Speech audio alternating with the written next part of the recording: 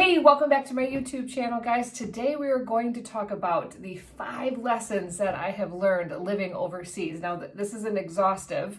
There is a lot other lessons, but these are 5 that I think you'll find very interesting and that you may not have heard of yourself. So if you don't know us, we are a family of 6. I have moved to New Zealand from the US, and we just are on this channel sharing about our experience and things that we've learned and some insights that we've gained living overseas. So if you like what you see, please subscribe below and click the bell. Here we go.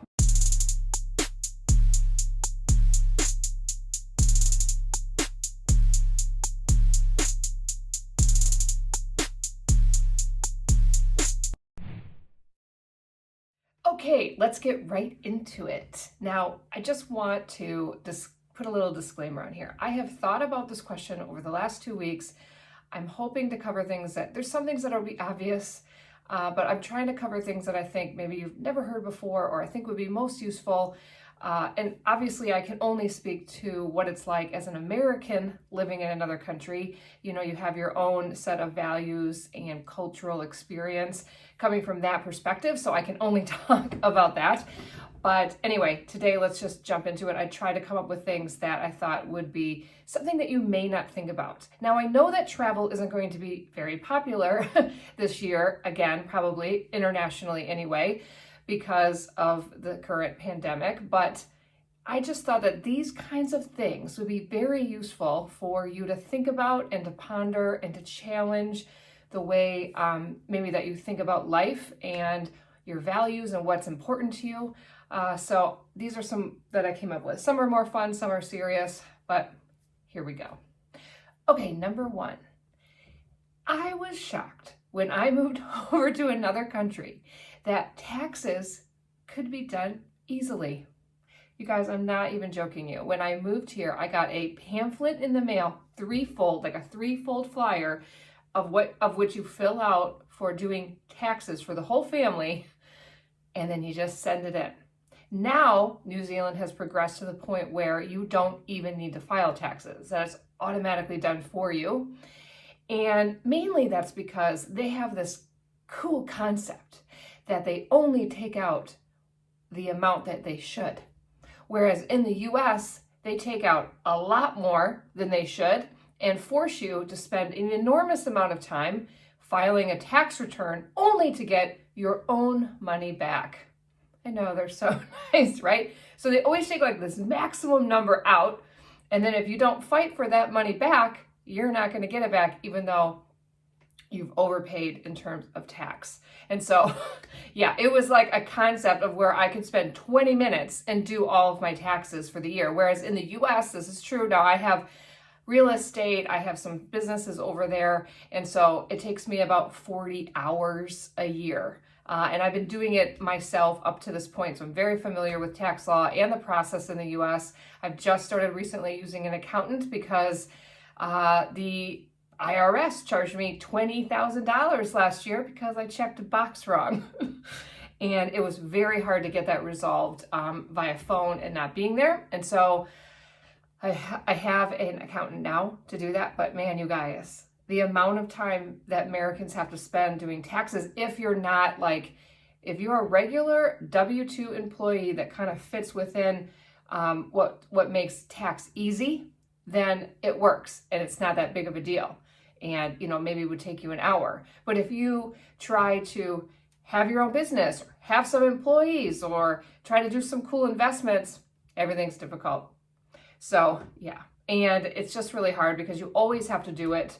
And that's the only way to kind of get your money back. And people get so excited. Oh, I'm getting this huge tax return. Like, do you not realize that that was already your money?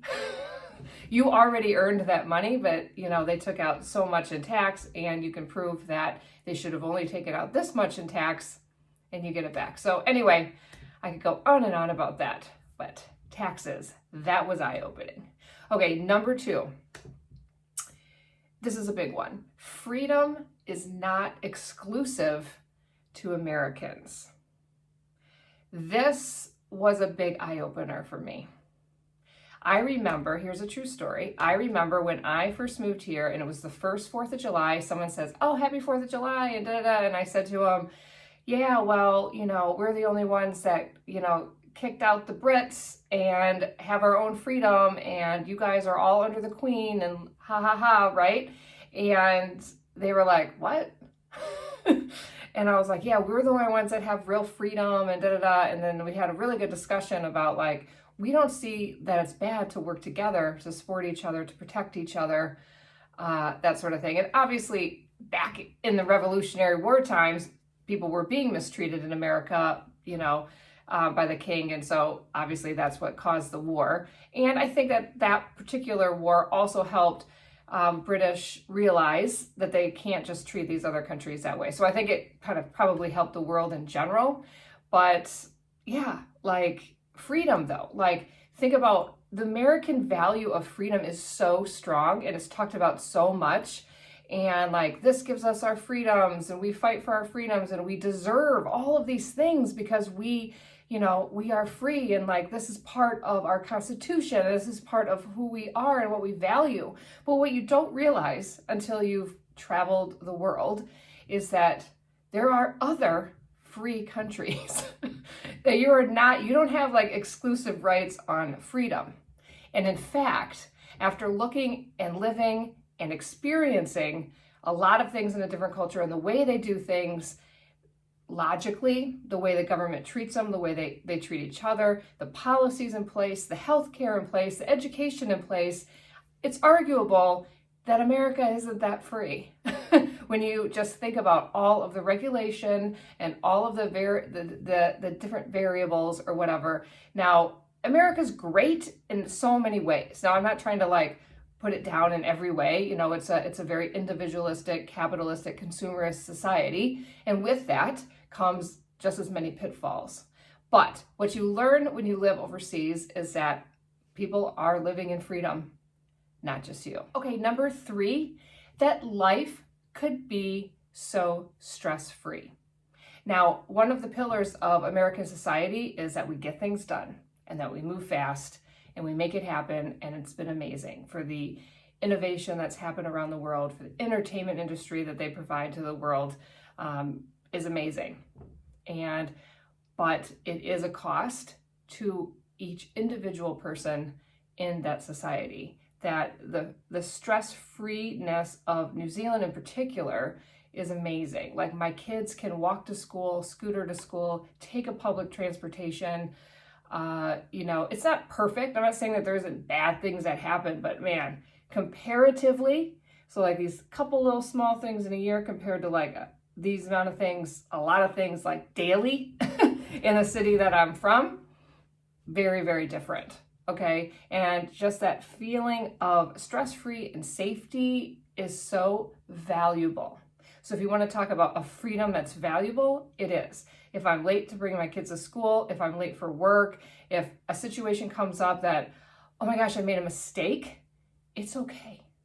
The words here that they use is no worries. In Australia, they use it too, like no worries, it's okay. They don't want you to be stress-free. The second that they notice actually that you are stressed out, they calm you down, and they don't like that you're stressed out. Like they really feel like that's you having a very bad experience no matter what, because you feel stressed. It's just also like within the policies that they have here, everything's reasonable. Like if you start to read the laws that they have, it makes things less stressful. Some of the big things that make things less stressful, I think, just in functioning and living in this country, and in many that are similar, Canada, Australia, the UK, they're like in New Zealand in particular, like suing isn't a thing. In fact, there's like laws against it, and don't quote me on this, I'm just talking off the top of my head. But like you can sue if you want, but then you don't get access to like ACC. Let's say if you had an accident, which gives you 80% of your salary while you're getting better, and free healthcare. So people don't do it. So there's just, what do the lawyers do here? I don't know. Probably just check contracts. I don't know. But yeah, so there's not a suing culture here. And so you don't have that liability feeling. And then also keeps costs down. Like how much liability insurance on every industry in the US is there, and every little playground and every little thing that you do, and you can't do anything because you might be liable and someone will take from you. And that causes stress. And that is a big one. So yeah, not having a suing culture really helps. And then just having laws that are logical. Here's another example. When I first moved here, I had one of my children that I homeschooled, and the education system in New Zealand is nationalized. And so what I had to do in order to homeschool is I had to write out my whole plan for the year, the curriculum I'm going to use. I had to fill out like this form and write this little report, which I thought was good. Like, you can't just like decide to educate your kid and not actually show that you're going to do anything, you know? And so I filled it out, I wrote it, and it was good because I kind of wrote my whole plan for the year. And I'm an organized person and would have done that anyway, but I don't know that everybody is. And so it was a good process. So I sent it in to the Ministry of Education here. They approved it. And get this, yes, you're going to hear this right. Okay, so I was renting, so I wasn't paying real estate tax, or they call it something else here, but that would normally pay your rates. That's what they call it here. They gave me my money back.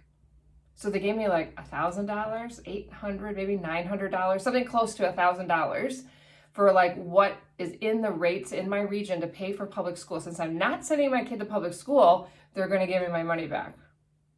Mm-hmm. Yeah, you don't get your money back for any reason in the U.S. Okay, share a story if you have one, but I would be surprised. But like, that's what I'm saying. Everything's logical and reasonable. Now, I'm sure there's plenty that aren't, but everything that I've run into compared to the laws and the reasons for doing things in the U.S. seems so much better and so much easier. Number 4, that people, businesses, governments can value people over profit. Now, I'm sure if you've ever visited the U.S., you love all the shopping. The U.S. is a very consumerist society, and you buy a lot more than you do here. For example, where I'm from, there's 4 seasons, and it's not uncommon to get new clothes every season, not like a full new wardrobe, but like if you like something, to buy more than one of it, to go shopping for the sale that's going on that week. It's just very normal in that society to do a lot of shopping compared to here. Here, people will use things until they're worn out. You'll see people wearing similar clothes. Like, so people that I work with, friends that I hang out with all the time, like, I know their whole wardrobe. Like, there's not a ton of choices, where in the US, I definitely don't know anybody's whole wardrobe, you know? And so, yeah, so consumerism isn't really big, but they have a successful country who has great freedoms, great healthcare, almost exclusively COVID-free, because they value their people over profit. Now, I don't think any Americans would argue with me that that isn't prevalent in our society, how profit is valued, whether you agree with it or not. There's so many great people in the US that just, you know, experience this, but that's just all they know. We don't know any different. And so hence this video. Just trying to give you a little insight that, let me just tell you what it's like to live in a country that values people over profit. It is very different. Very different. People actually care about your situation. Like, if you had a situation that went wrong, people actually care about it. People actually care about your kids.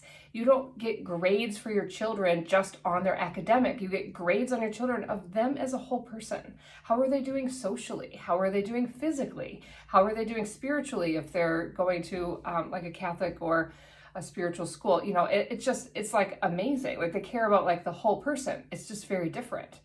And you can see just exactly how New Zealand handled the COVID situation last year, and they just locked down. People followed suit because people care more about their neighbors than they do about their own personal freedoms, okay? And so to live in that, to know that you can trust your neighbor, to know that you can trust everybody around you, is like an amazing freedom that you don't realize that you're missing when you don't have it. And it's really, really great. Like, so any services you use, any businesses that you buy from, it's like you can trust them. Now, I'm not saying that there's probably things that happen. You know, I've experienced fraud a couple times, or, you know, it happens. There's not like perfect people everywhere here in New Zealand. But as a general rule, People will treat you well, people will not take advantage of you, and people will be out to give you the best experience possible. Like even at work, when they talk about a work-life balance, your boss will insist that you take your holiday time, your mandatory 4 weeks off. If you haven't seen that video, check that out. I'll put it above. They make sure that you get up from your desk multiple times, that you take your breaks, that you're going for a walk, and they're sincerely concerned about that. I'm telling you, I've been here for 5 years and I'm still not used to that. I'm not used to people just actually being concerned about you. Your boss is concerned about you. I'm sure people have bosses that don't, but in general, I'm just sharing my experience. Okay, next point.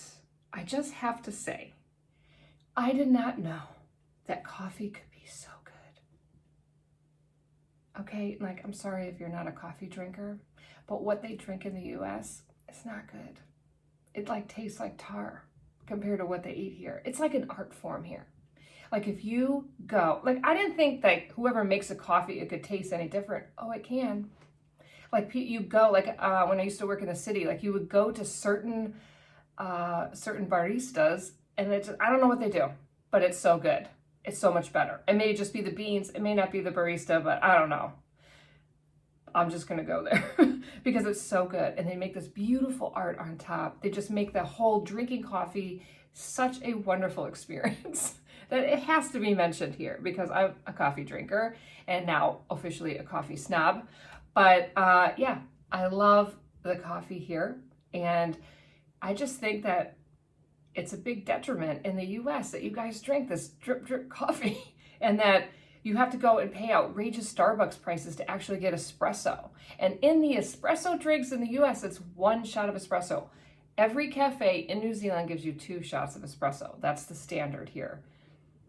We're waking up, everybody. Early in the morning, we're going, okay? And we're not drinking these huge things of coffee because we don't have to, because it's good. We don't have to keep, and it's strong. And so we don't have to keep drinking and drinking and drinking just for it to be strong. So it can be this big, or like your average cup is like this big. I think I've done some videos on that on some of my platforms, so you could check that out. But yeah, so coffee is an art form in New Zealand, and specifically Wellington where I live. It is just fantastic. So also, the way that they make coffee is different. So the most common drink in New Zealand is called the flat white, which now Starbucks has it, but it isn't a common drink, or it wasn't. Maybe it is now. I haven't been to the US in 3 years, so. But flat white is the main drink, whereas I think in the US it would be more of the latte, right? But you could get obviously the latte here, but the mocha in New Zealand is so good. In Australia, it's the same. So good. Like they don't, okay, so like in the US, if you want any flavor, it's just a syrup. But here, and depending on where you go, it's all a variety of things. But generally the mocha, they'll either put the powdered or the syrup or the real chocolate in the milk when it's getting steamed and then pour it into the coffee drink. And let me tell you, it's so much better that way. It's like chocolate milk being poured into your coffee, and it's just beautiful and it just tastes better. But then there's some cafes that really do real chocolate, and sometimes they give you a whole chocolate bar next to it. It's pretty great. But coffee is an art form in New Zealand, and it's just fantastic. And I've traveled a bit. I wouldn't say I'm like this huge world traveler, but yeah, around the world, coffee's amazing. Like shout out to Vietnam. The Vietnamese coffee, so good. Oh my goodness. Like the way that they make it, it's like this. I haven't been to Vietnam, but I have had students, and they give me their coffee and it drips, and it takes a really long time to drip because it's like really strong. But it's just their way of relaxing, where they force themselves to sit down for 20 minutes while the coffee is being brewed in this little thing that just sits on top of your cup, and it's so good. Thank you for watching my YouTube channel today, guys. I hope that you enjoyed it. I hope that you got a lot of insight. Well, what I want from you now is to comment below and share your experience. What has your experience been if you've ever lived abroad? What have you learned? Let's talk. Let's find out. This isn't an exhaustive list that I've given. I just, not trying to make huge long videos for you either, but I just highlighted a couple that I thought would be interesting. But please share below some of your experiences as well, as I would love to see that. Please subscribe, hit the bell if you want to get notification as I post a video every week. And please also let me know any topics or things you'd like me to talk about, because I'm just here for you. I'm making these for you. If you don't know, I work full-time. I have 4 kids. I do this on the side, so my videos are okay at best.